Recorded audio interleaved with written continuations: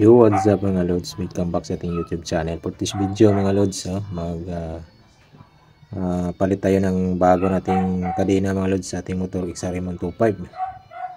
Ayan, kailangan natin to palitan kasi yan, sobrang luwag na yung mga lods. Kaya palitan natin to. Saka yun sa engine sprocket, palitan din natin. Saka mamaya din mga lods, magpalit na ako din ng bagong oil seal ng engine sprocket. Kasi tumatagas na yung langis niya, kailangan din natin ng palitan. Alright, pag ganito na ang sinyalis mga lods, kailangan nyo na lang palitan yung mga kadena para iwas aberya na din sa pag may long rides kayo. Gamitan natin to ng itong tools mga lods 19 para tanggalin natin yung axle nya. Tapos luwagan din natin yung mga adjuster ng kadena. Ito yung pangputol ng kadena ko mga lods, para madali na tayong magputol, hindi gaya dati na pukpukin pa natin ng martilyo. Ngayon madali na yan kasi may pangputol na, no? Tapos gamit tayo dito ng itong tools 12, 14 saka 10 yan mga lods para pantanggal sa ating mga adjuster. Okay, update kong kayo mamaya mga lods para sa ating 2,000 years later.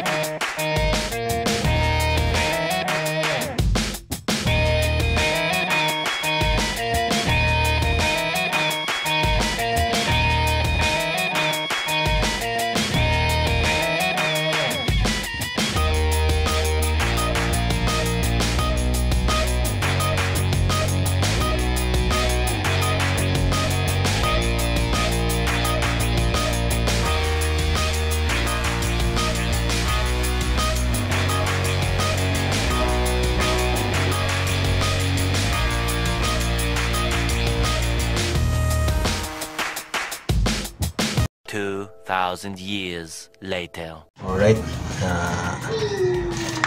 paano natin yung bagong kadena mga lods.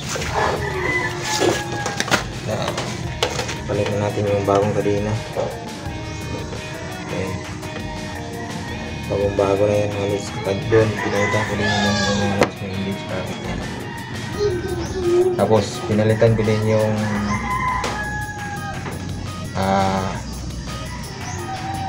wheel seal niya sa engine sprocket. Mga lods, palitan ko din yan kasi nag-waiting na. Alright, kuha na yung kanya, may distance ng kanyang center stand. Dati sobrang luwag yan mga lods, ngayon hindi na. Talaga sa inyo ngayong waiting. Try ko mga itong patapuin mga lods kung wala na bang kanyang kadena natin. Alright mga lods, try ko natin patapuin.